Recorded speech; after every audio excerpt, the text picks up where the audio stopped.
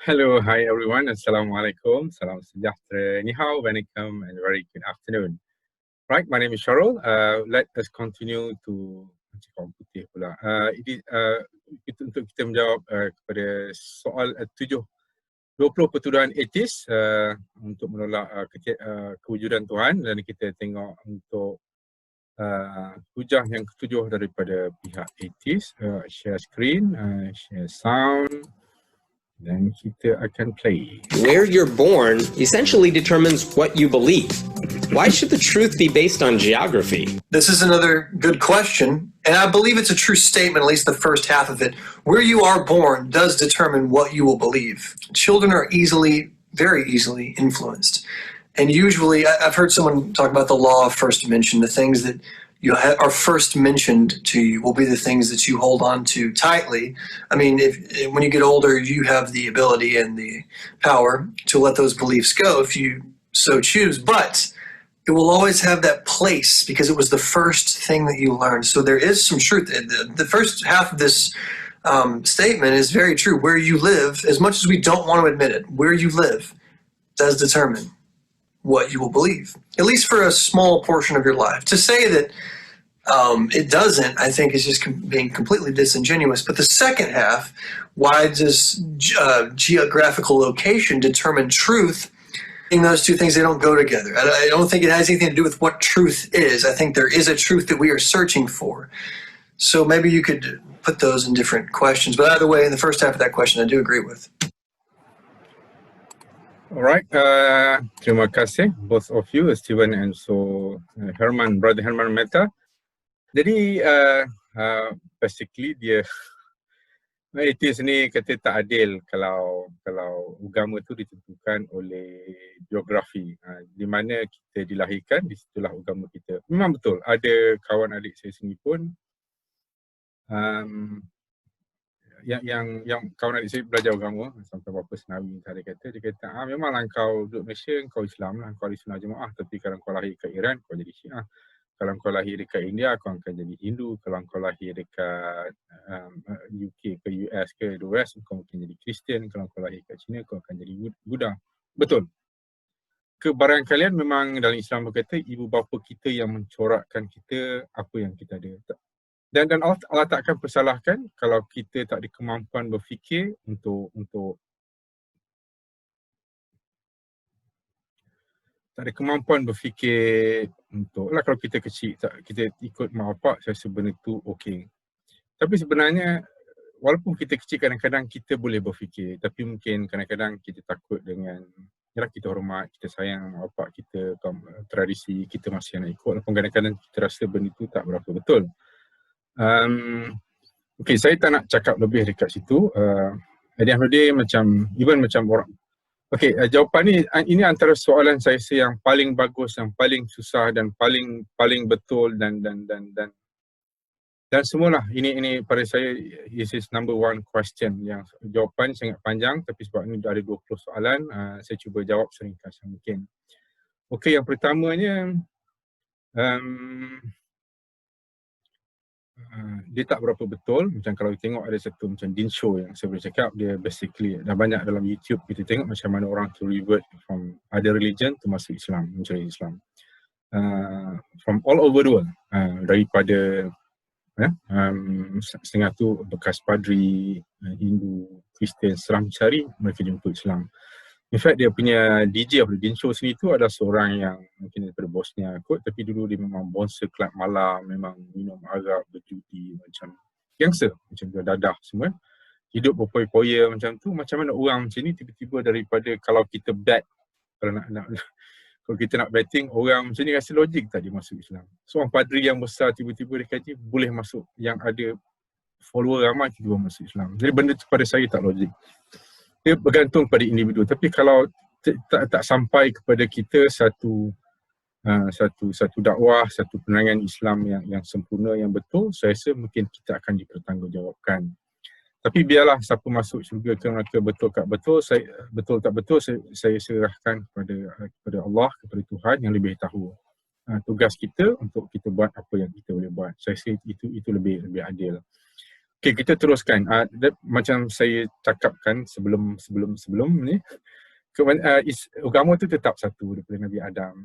Tapi contoh, bila makin lama orang pun makin lupa kepada ajaran, benda makin senang. So dia pun kadang-kadang setengah ada yang jahat, nak create, bila kejar dunia dia tukar-tukar sikit agama untuk dapatkan a new follower. Ada setengah tu memang dia ikut orang membabi buta, dia tak berapa tanya, dia tak faham. Ini semua ni akan bahaya.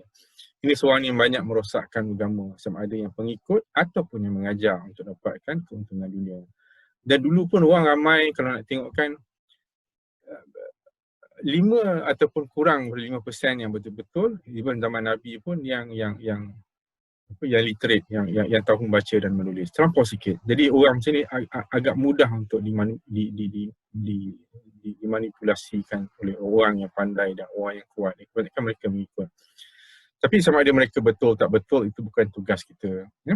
Tapi saya rasa semua orang boleh dan kita nilai kan. Apa yang jadi pada orang, kita tak persoalkan. Alias agama ni, macam kamu Islam yang saya cuba kongsikan, mengajak kepada benda yang tak betul, saya rasa benda tak betul. Kalau kita kena tengok macam tu. Kita Islam, satu benda dia ada macam a balance between faith and reason. Kita kena gunakan dua-dua benda tu. Kalau tak logik, pada saya rasa dia tak ada. Dan dia macam saya argukan juga dalam konteks saya punya presentation ni, adakah dia boleh membawa kepada solution to humanity problem, boleh buat kebaikan kepada dunia sejagat dengan kita betul-betul bukan setakat we are born Muslim, but we also live truly to as the best as possible to what God asked us to live by. You know, kita kena, bukan kita cakap dekat mulut je, tapi kita kena lakukan dan hidup sebagai seorang Muslim dengan terbaik yang kita boleh. Baik, nombor tu, saya cakap tadi ramai orang Islam daripada berbagai-bagai. Kita tengok pun Islam antara yang paling, bukan setakat di Arab, di Indonesia orang Islam paling ramai, 300 juta. Kita ada di Pakistan, kita ada di Malaysia, dekat di Western country pun agama yang paling cepat sekali berkembang adalah agama Islam. Setelah mereka mencari berbagai-bagai agama. Dan saya rasa hujah tu agak kurang tepat. You know? Okey, nombor 2 apa lagi? Okey. Saya rasa itu agak komplit dan banyak kita kena decide. Bukan kita tak sayangkan bapak kita sayang. In fact, kita Islam pun Tuhan macam kita kena follow Nabi sebab dia mengajak benda yang betul, dan bawah pada Nabi itu sebenarnya mak bapak. Kita kena hormat mak bapak kita selagi dia tidak menyuruh kepada kita buat benda yang tak betul. Ataupun ibu tu, dia kata syurga di bawah tapak kaki ibu, dan siapa yang patut kita hormati, ibu. Sampai kita tak boleh kata ni ibu bapa kita. Dan shortcut tu syurga adalah menghormati. Kita tetap, kalau kita Hindu, kita jadi Hindu, kita Cina jadi, kita Mak Saleh, tapi kita percaya kepada Tuhan jadikan kita. Simple as that. Apa lagi dia kata, okey, lagi satu benda yang saya rasa sebagai seorang Islam, saya rasa yang surah yang paling cantik sekali adalah surah Al-As. Saya ulang-ulang berjuta-juta kali. Kalau kita Islam, kita lahir Islam, kita masuk syurga pasal kita dilahirkan sebagai Islam, saya rasa benda tu tak betul. Saya kata benda itu adalah unfair lah. Dari segi itu berapa tak fair. Tapi kalau kita dilahirkan Islam dan kita hidup betul-betul sebagai seorang Islam, apakah hidup sebagai betul-betul seorang Islam? Saya rasa yang saya ulangkan surah Al-Asri, demi masa wal asri innal insana lafi khusr, kita kurgan dan lazina amanu, betul-betul kita percaya, bukan cakap mulut saja, kita percaya dalam hati dan kita manifest, kita zahirkan dengan perbuatan kita. Allazina amanu wa amilus solihat, kita buat benda yang baik, sembahyang, baca Quran, puasa, buat tolong orang apa semua, dan watawasau bil haq watawasau bis shawab. Kita kena mengajak orang lain juga untuk membuat kebaikan, untuk menyampaikan benda hak, termasuk Islam.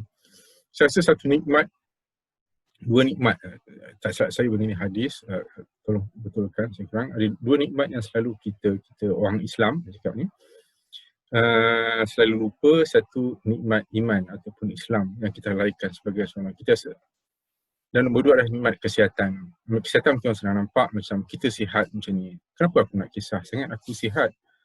Kita betul-betul rasa kita tak sihat, kita hargai kesihatan kita bila kita sakit. Oh, sedap ni dulu masa aku sihat, senang nak kisah di sini. Tapi aku sekarang aku sakit. Oh, kita terasa bila benda hilang.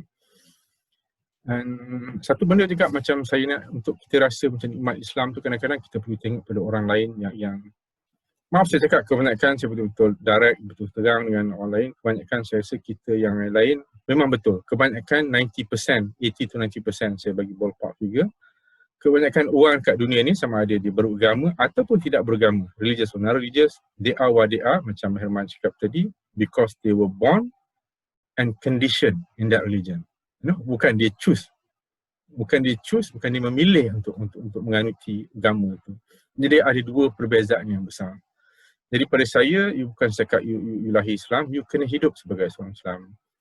Wa amil solihat, wa tawassaw bil haq, wa tawassaw bis sabr. Kita kena buat baik, kita kena berpesan-pesan kepada benda yang hak dan berpesan-pesan kesabaran untuk kita tetap membuat kebaikan dan berpesan-pesan kepada kebaikan, mengalang daripada keburukan, sama ada kita mati dulu ataupun awak mati dulu. Salam seorang, benda itu akan jadi. Okay, with that, thank you very much. Assalamualaikum warahmatullahi taala wabarakatuh. Semoga semua mendapat kesejahteraan, ketenangan dan rahmat daripada Allah Subhanahu Wa Taala. Semoga kita semua mendapat hidayah dan kekal di atas jalan yang benar. Assalamualaikum. I love you 7 million times. Thank you.